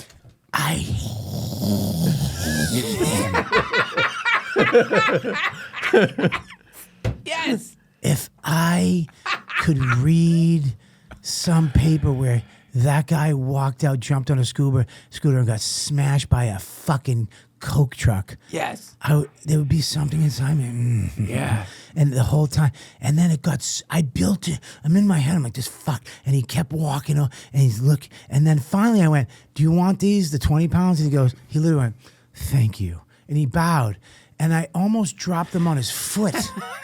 He bowed. He fucking bowed. Because here's the problem with us. Where we have, if you're a stand-up comedian, you have a superhero power. Right. We're superheroes because we have instincts. We know what people are thinking. Right. I knew this guy didn't say, I want your dumb dumbbells. Yeah. He didn't tell me I was in his space. Yeah. I knew it. Yep. Because we're so attuned to people's energy. Right. We walk in front of crowds every night Yeah. and we feel your face. Yeah. I know your face. Yep. I know I can call you a fucking, look at your dumb shirt and you'll laugh. Yep. Instantaneous. How do we do? Because we've done it over Yeah. and over and over. We feel the it. crowd. Yeah. And now the problem with that is we can do that everywhere. Yep. So we go anywhere. It's like you go to a restaurant and the waitress comes over. Can I help you guys? And then as soon as she leaves, I'm, what the fuck's wrong with that bitch? Yep. And everybody else at the table's like, what? She just said, can I help you? Yeah. Nah, this bitch is something wrong with this bitch. Yeah. And you're right. Yeah. There is. Yeah. She didn't like you. You know what I mean? Yep.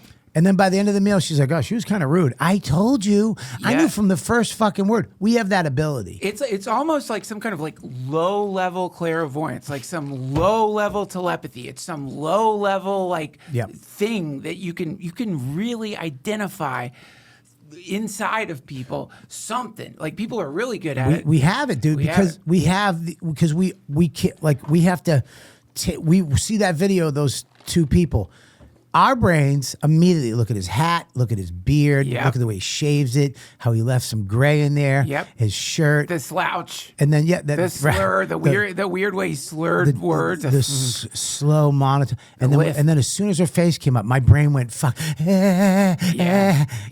That because we have that thing Yeah. in us. It's like and because we're constantly ripping shit apart for years and years Yeah. to try to find something funny. Yeah. To make not even on stage. We did it before, hanging out with our friends, just to get a chuckle. Yeah. Because that's the juice. That's our juice, right? Yeah. Also, you came from a family of what, 13 people in a 3-bedroom fucking house, Yeah, right? yeah. So you had to be attuned. Like, I can't even imagine. You have to have great situational awareness if you've got that many siblings, right? If Well, yeah, it was my mother, my sister, my grandmother, grandfather, my great grandmother. My great grandmother slept in a closet with a bed. My uncle, I have 5 uncles. I had one on the sun porch, Tommy. He was the math. He was very smart, worked out. We had Sean and David. David was kind of the tough guy. Sean was the everybody loves him, paper boy, fucking great guy, wound up being a cop. You had Michael, who was the cool woman's chick, and then you had Jimmy, who was kind of the work guy, construction, Yeah. And then you had my 2 aunts, Peggy and Dottie, and they lived in another room. Me and my sister and my mother lived on the floor on a mattress. Wow. In my uncle's room next to a weight bench. Holy and shit. 13 of us in a 3-bedroom. Wow. And yeah, you get, but I would wake up in the middle of the night and my uncle would be chasing my mother around because my mom got fake shit and put it on the ground, and my uncle stepped on it one time and then got mad at her. But then the cat really shit, and then one time he just went over and he kicked it and he went Kathy, but it was real shit. And it just got between. And he's like, "You son of a." So you grew up with that Irish Catholic sense of humor, and I Yeah. got so many different variables of personality Yeah. on me. Yeah. And then of course, growing up back in the day, we didn't have this shit. You went out and you hung out. And your status was either you fucked people up you were either fucking people up or you were making them laugh. Yeah. When I went to juvie jail, you either fucked people up or you made them laugh. That's right. Or you were personable. Yep. I chose personable. Yep. Because I remember one of the first times I was in a terrible lockup, Halifax, middle of a cranberry field, old Jewish camp. It was a bad, not the NFI one. It was a bad Did you juvie say home. a cranberry field? Yeah, Cranberry Field. What the fuck? Like, I'm so sorry. Like, what do you mean? Like, middle of a cranberry field? Yeah, like there was one road in, and there was Okay. a camp at the end, Okay. and there was there was a cranberries. You know, like a lake with cranberries. They were making you pick cranberries? No, we didn't do that shit. Okay. We did that shit. That's what they got those guys for. Back in Boston, we didn't even have Mexicans, dude. We had Puerto Ricans. I didn't know what a Mexican was until I went to LA. Wow. Yeah, dude. We didn't. I knew Dominicans and Puerto Ricans and a couple Chinese people, Vietnamese. When I saw my first Mexican, I was like, I thought it was like Indians. I thought they were, but I fucking love Mexicans. Josh, I'm so sorry. I don't mean to do this. It's ADHD. Pull up Cranberry Field just so I can get a sense of... Halifax I feel cranberry. like an asshole. I've never seen a cranberry field. And I just Oh, want to dude. get a sense of this. It's on they're on lakes, and They're always on lakes? yeah, it's water. I don't know if it's a lake. But Okay. yeah. I'm sorry. I'm being a Oh, little... there's no thing with Patrice. You should watch. There it is, right there. What yeah. the fuck? So That- you were in a camp in the middle of the... No, not in the middle of the field, but like Okay, I gotcha. surrounded by cranberries. Okay, I gotcha. I'm sorry. That's Yeah. really... That's fucking intense, man. Look at that. It's like blood. I was. It's beautiful. I think. Isn't that wild? They just walk out there and get cranberries in the water. I've never seen that before. Yeah, it's fucking crazy. But the point is, like, we couldn't run. You know what I mean? You got a bunch of juvies from, you know, Right. and we're out in the middle of nowhere. Right. At this old Jewish camp, they turned Yeah. into a lockup. Yeah. And there was 3 white kids, me and there was 4 white kids, me and 3 other kids. One dude was a big rock and roll guy, but all the black kids and the Spanish kids, no Mexicans, Puerto Rican kids, right? Yeah. They were they were just beating the white kids up. They were Right. fucking them up. We Right. all kind of came in on the same day, except for the big white kid. Yeah. And they were fucking him up every day. There was just one, they threw basketballs in his face. The other Fuck. kid, they gave a blanket party to. And then I remember I was sitting in my room. Blanket party. Yeah, they throw a blanket over your head and they just beat the fuck out of you. Like from Full Metal Jacket. Like, Yeah, that type of shit. yeah. Yeah. Okay. Fuck. Yeah, it was like a thing. And then they came in my room, like all these black kids. And the one black kid that was kind of the leader was named the Godfather. They called him the Godfather. Little tiny dude, too. Not even the biggest one. And they all came in my room and surrounded me. They kind of sat on my bed, but ghosted me. And I was just sitting there, like, had some type of book. And Yeah. I was just reading. And they were talking about fucking up all the white kids. They're like, that motherfucker's face busted open. That bitch. You see all the blood? And that other fucking white boy motherfuckers. And I'm just sitting there like, it's my turn. Yeah. And then I was reading, and they were like, they're white boy motherfuckers. And the little Godfather kid looked at me and goes, what's up, bitch? You a white boy or you a homeboy? And I just went, I think I'm a homeboy. And they all just went, what? This motherfucker, what? This motherfucker homeboy. He's all right. He's all right. Yeah. And they just left. And I was like, Superpower. it's a superpower. Yeah. If you can make somebody laugh, in a fucked up situation about something fucked up, Yeah. right? It could save your life. Yep. And that's the craziness. So for people to break it down and judge it and what's good and what's not, it's like, no, I don't give a fuck what you think of any of us. We're all going up there and fucking walking on that tightrope Yeah. for one purpose, to make you laugh. That's it. I'm That's just it. trying to make you fucking smile for an hour out of your fucking dumb shit day that we all have. And shut the fuck. If you don't like it, don't go see it. If you don't like it, don't watch it. Shut the fuck up. Yeah. I know you're going to judge it anyways, but fucking who gives a shit, you know? It's like and you can't fuck with us because Yeah. we know it. Right. It helped us survive life. Yeah. It helped us make friends. Yeah. And then we did it every night for years Right. in shit places with no people, for fucking no money, for Yeah. nothing. Yeah. And then you fucking you have the fucking balls to tell us that you know it more? And also stop acting like the phenomena of comedians saying shit that offends people is started, according to this dude, I don't know, 10 years ago. Shut the fuck up. This is the history of, look at all the great comics. Don Rickles. Lenny Bruce, Richard Pryor. You're acting like this is like a new phenomena because of cancel culture. It's always been this way. It's always been people like that. What do they want? Shecky Green? What do you looking for? Well, you want us to go back in history to where nobody got offended? Yeah, And, right. we just went up there and went, hey. You mean like the old Catskills style? Yeah, right. It evolved. Like Pryor was the one who evolved it into fucking psychology and intimacy and fucking personal experiences and being vulnerable. Could you imagine going on stage and talking about being lit on fire because you're a drug The addict? craziest bit of comedic alchemy I've ever seen, because it's so funny and it's so horrific what he's talking about. Terrible. Crazy. And then I watched Shane do his hour in front of 20,000 people. And I'm sitting there and he's talking about he does this joke about playing football against the black team. It's so fucking funny that this guy's up there and he's saying that the whole joke is how the black kids would just come in like, talent beats, this whole thing. But it's like talent didn't beat fucking, the black kids that day. You know what I mean? Right. Positive thinking didn't work that. It's all about him just getting his fucking ass whooped. Yeah. It's so, and I'm like, and 20,000 people are laughing. Yeah. 20,000 people are like, what the fuck? And it's and it probably the day that he lost sucked. Well, according to them, 20,000 people are making a sound. 20,000, that's the term for that. He did a slur and he made 20,000 people make a sound. Right. The sound is fucking laughter, you assholes. It's like, But guess who's going to tell you when you made a mistake? The people. They're not going to come. That's right. Not going to come. When you stop being funny, what you say, they won't show up. That's it. I mean, they don't tell us. Right. The people tell That's you. it. Look at the people that made it, that did that, and now they can't. They don't. Right. The people, right, who are going to comedy shows now go, we don't like that anymore.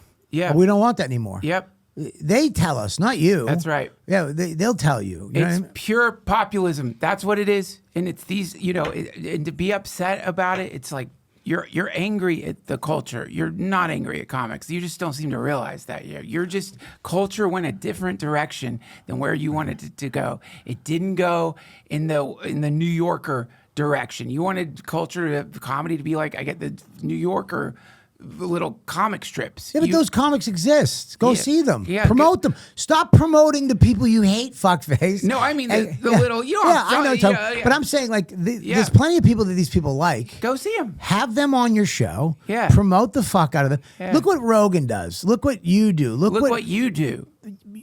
Promote them. You are legendary for this, by the way. You, Soder, Joe Liss, Gomez. Before these people, anyone knew who they were, you were having them on your show. Yeah, I really am a fucking I'm a farm team. I'm a prospect. You are. I really do. I pick winners. You do. Fucking sick. But it's true. It's true, man. I mean, it was weird because I used to do like Opie and Anthony, and I'm hanging out with, of course, Patrice and Norton and Voss and Keith and all them, and Colin, of course. Colin's one of the best comedians ever. God damn it! You ever want to see a comic, real comic? Yeah. Like a guy who works it. Yeah. I mean, works, right? Yeah. And does it and over again and says stuff that in a way that's never been. You want to see a real that I feel like can't be fucked? Colin Quinn is one of those. I just watched him last Monday night. I just went in, didn't tell him I was coming. I just sat on the stairs and watched him do his stuff. And he's talking about stuff that should never be in a set. Right. It's like, what the fuck? Yeah. Well, how did you even think it? Like, right. And he finds a subject and just talks about it, right? Yeah. But it's like I was hanging out with all those guys. But I love, like I said before, I've never been, comics tend to group up. Yeah. I don't know, man. Me and DeRosa, we would hang out all the time. Yeah. And he was like the new guy.